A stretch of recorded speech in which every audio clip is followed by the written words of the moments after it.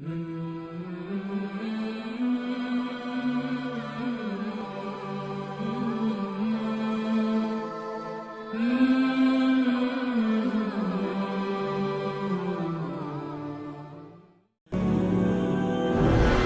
صحابی ہے، یا رسول اللہ تنگی ہے رزق کی، وظیفہ بتائیں۔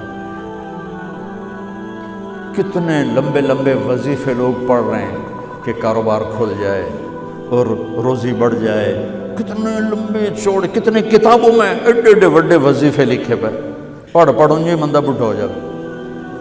میں قربان جاؤں یا رسول اللہ آپ کی شفقتوں پر، آپ کی رحمتوں پر، سنو یہ کرو، میری بات نہیں ہے، میرے نبی کی بات۔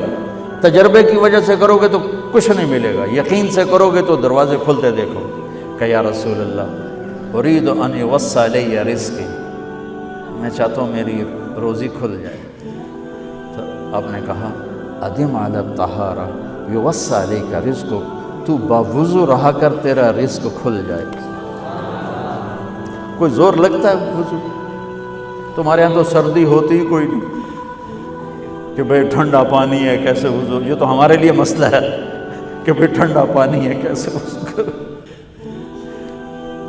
وہ ہمارے گاؤں کا مراسی مجھے مل گیا، میں نے کہا چل نماز پڑھے گی، نہیں جی میاں جی سردی بڑی، نہ لے جاؤں سردی بڑی، مراسیوں کو سردی زیادہ لگتی۔ میں نے کہا نہیں آج تک نماز پڑھا کے چھڑنا ہے۔ میں اس کو لے کے جب وہ ٹوٹی پہ بیٹھا نا، جو ہی ہاتھ پہ پائے وہ حالے ہو ٹھنڈا پانی، وہ حالے ہو ٹھنڈا پانی۔ تمہارے لیے تو یہ مسئلہ بھی نہیں کہ ٹھنڈا پانی، میرے نبی کی یہ سارا مجمع لے لو، یہ اوپر مستورات لے لیں۔ ادم علی الطہارہ یوسع علیک رزقک، میرے نبی نے فرمایا باوضو رہنا شروع کر دے، اللہ تیرا رزق کھول دے گا۔ اب یہ اللہ رسول کی آپس کی بات ہے تو میری بات ہوتی تو دیوار پہ مار دو، تجربہ کرو۔ نبی کی بات کو تجربہ کر کے نہیں کرتے، یقین کے ساتھ کرتے ہیں۔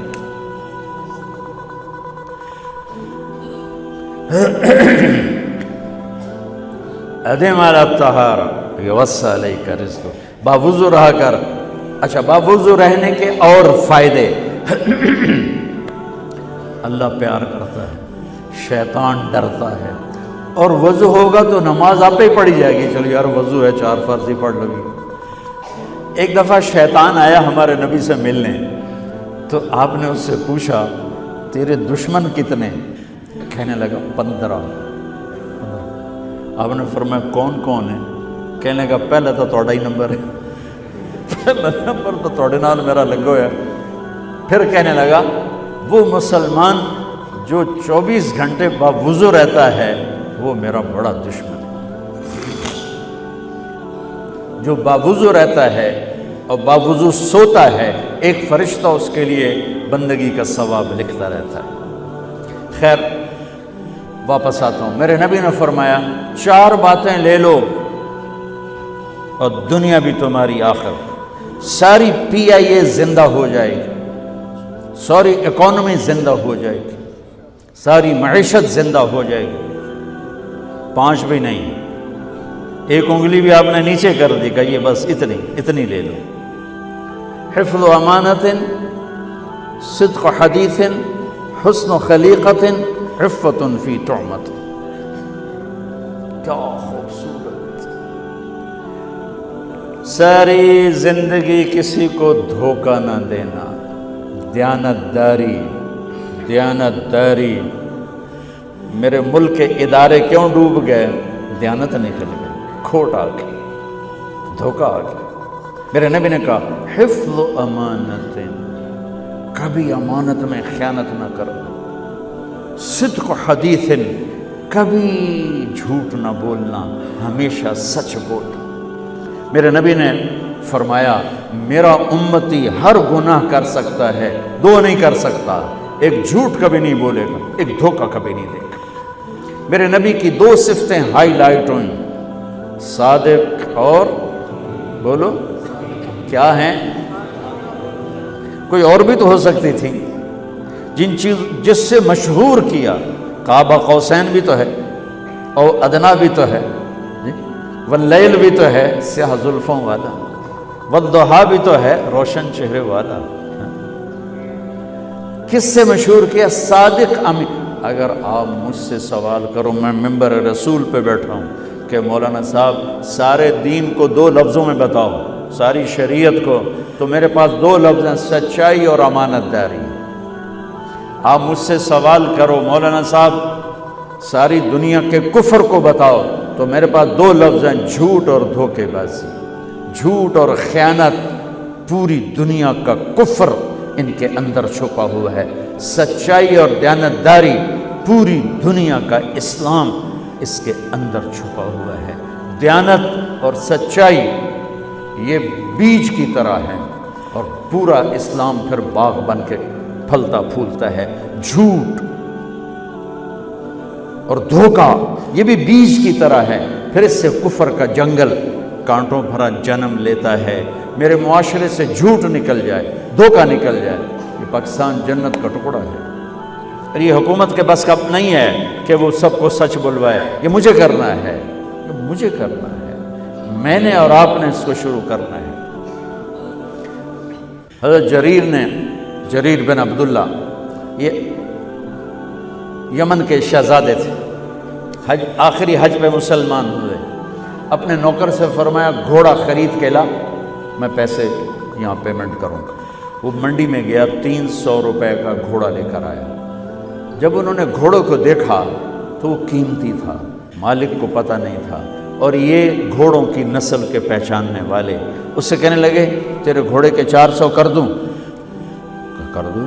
بڑا حیران ہو کے دیکھنے لگا، بھائی کی آپ تو مجھے چیز خریدنی ہے تو میں گھٹاتا ہوں، اور اجمل نے بیچنی ہے تو یہ اس کی قیمت بڑھاتا ہے، اور یہاں خریدار کہہ رہا ہے 400 کر دوں؟ وہ کہنے لگے کر دوں۔ کہ 500 کر دوں؟ کہنے لگا کر دو۔ کہ 600 کر دوں؟ اور وہ تھوڑا تھوڑا گھبرانے لگا، بھائی یہ چکر کی ہے۔ 700 کر دوں؟ 800 کر دوں؟ وہ کہنے لگا حضور تسی لینا تے لو، پر میرا مذاق تھا نا، تسی اٹھاؤ، کدی لین والے بھی پیسے بتائے، تسی میں نے 300 دے میں جاواں۔ کہنے لگے اس کو 800 دے دو اور گھوڑا باندھ دو۔ وہ حیران، خوشی سے چھلانگے مارتا ہوا گیا۔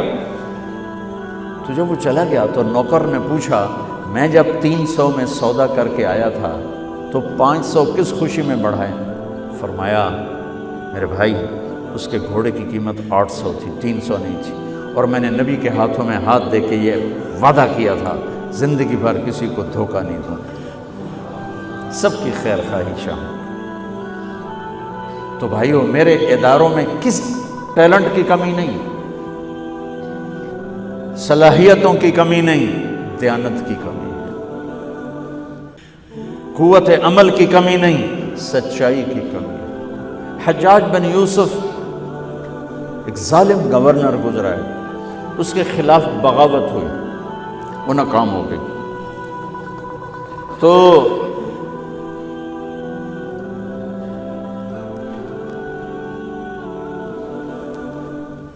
کوفہ میں ایک بزرگ رہتے تھے، ان کے بیٹے اس بغاوت میں شریک تھے۔ وہ چھپتے چھپاتے کئی سال کے بعد واپس آ گئے۔ ابن خراش ان کا نام تھا۔ ان کی سچائی مشہور تھی کہ ابن خراش جھوٹ نہیں بولتا۔ حجاج کو پتہ چل گیا CID سے کہ آ گئے، تو اس نے کہا آج ابن خراش کا امتحان ہوگا۔ اس کو کھانے پہ بلایا، عنوان ہی نہیں بنایا تفتیش کا، کھانے پہ بلایا اور کھانا شروع ہو گیا۔ باتوں باتوں میں کہتا ہے ابن خراش آپ کے بیٹے ہمارے خلاف لڑ کے بھاگ گئے تھے، کوئی پتہ ہے؟ تو ابن خراش ہنس پڑے، کہنے لگے حجاج زندگی موت تو اللہ کے ہاتھ میں ہے، گھر آئے بیٹھے۔ تو اس نے کہا تیری سچائی کو سلام کرتا ہوں، اگر تو جھوٹ بولتا یہیں تیرا سر اتارتا، پھر تیرے بیٹوں کا چاہو سلام ہے تیری سچائی کو، تیرے بیٹے تجھے مبارک ہوں، مسلمان جھوٹ نہیں بولتا۔ میرے نبی سے پوچھا گیا یا رسول اللہ کیا مسلمان بزدل ہو سکتا؟ کہا کیا مسلمان بخیل ہو سکتا؟ آپ نے کہا۔ پھر پوچھا گیا جھوٹ بول سکتا؟ کہا نہیں، جھوٹ نہیں بول سکتا۔ تو دو باتیں حدیث پاک کی، صدق حدیث، حفظ امانت۔ یہ دو باتیں زندہ ہو جائیں تمہارے سارے ادارے زندہ ہو جائیں گے، ہم نقصان سے نکل کر نفع میں آ جائیں گے، نفع میں آ کر اوروں کو دینے والے بن جائیں گے۔ اس ملک میں اتنے خزانے اللہ نے چھپائے ہیں، اور اس ملک میں اتنے اللہ نے استعداد والے لوگ پیدا فرمائے ہیں، صرف دو چیزوں سے ہم مار کھا رہے ہیں، ہمارے جو ادارے ڈوب رہے ہیں، وہ گلگت سے لے کر گوادر تک، اس میں وسائل کی کمی نہیں، سچائی کی کمی ہے، دیانتداری کی کمی ہے، اور یہ ریلیٹڈ ہے رب ہونے کے ساتھ، کہ ہم نے اللہ کے رب ہونے میں شک کیا تو ہم غلط راہوں پہ چل پڑے۔ رب تو اللہ ہے، دینے والا تو اللہ ہے۔